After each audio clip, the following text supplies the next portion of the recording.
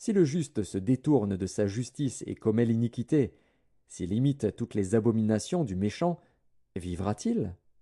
Toute sa justice sera oubliée, parce qu'il s'est livré à l'iniquité et au péché. À cause de cela, il mourra. Vous dites, la voie du Seigneur n'est pas droite. Écoutez donc, maison d'Israël. Est-ce ma voix qui n'est pas droite? Ne sont-ce pas plutôt vos voix qui ne sont pas droites? Si le juste se détourne de sa justice et commet l'iniquité, et meurt pour cela, il meurt à cause de l'iniquité qu'il a commise. Si le méchant revient de sa méchanceté et pratique la droiture et la justice, il fera vivre son âme. S'il ouvre les yeux et se détourne de toutes les transgressions qu'il a commises, il vivra, il ne mourra pas. La maison d'Israël dit, la voie du Seigneur n'est pas droite. Est-ce ma voix qui n'est pas droite, maison d'Israël? Ne sont-ce pas plutôt vos voix qui ne sont pas droites? C'est pourquoi je vous jugerai chacun selon ses voies, maison d'Israël, dit le Seigneur, l'Éternel. Revenez et détournez-vous de toutes vos transgressions, afin que l'iniquité ne cause pas votre ruine. Rejetez loin de vous toutes les transgressions par lesquelles vous avez péché.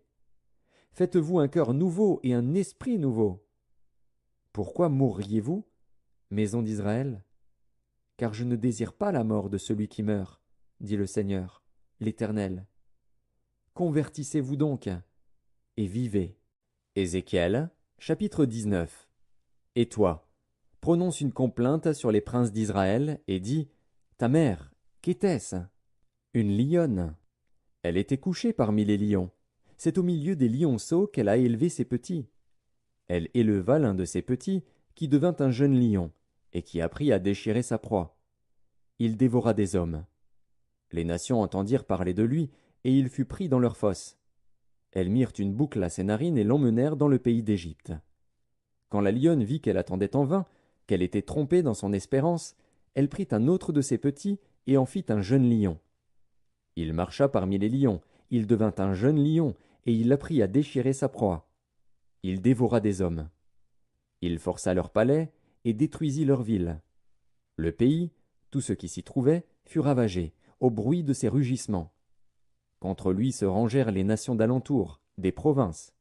Elles tendirent sur lui leurs rets, et il fut pris dans leurs fosses.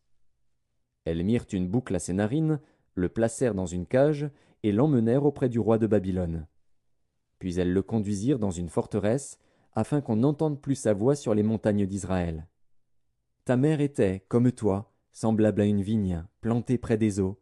Elle était féconde et chargée de branches, à cause de l'abondance des eaux. Elle avait de vigoureux rameaux pour des sceptres de souverains. Par son élévation, elle dominait les branches touffues. Elle attirait les regards